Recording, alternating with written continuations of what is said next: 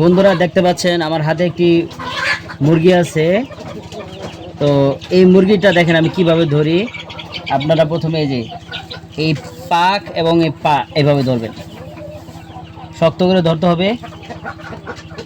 দুই পা আর এইভাবে দুই পাক এভাবে ধরবেন, ধরে এই মুরগির মুখের ভিতর দিয়ে হাত ঢুকাই দিবেন।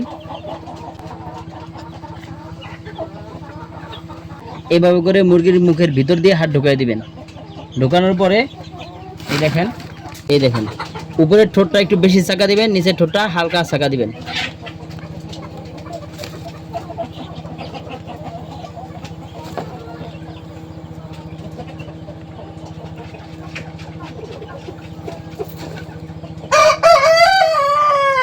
এই যে বন্ধুরা দেখতে পাচ্ছেন উপরের ঠোঁটটা একটু বেশি করে চাকা দিয়েছি, নিচের ঠোঁটটা একটু কম চাকা দিয়েছি।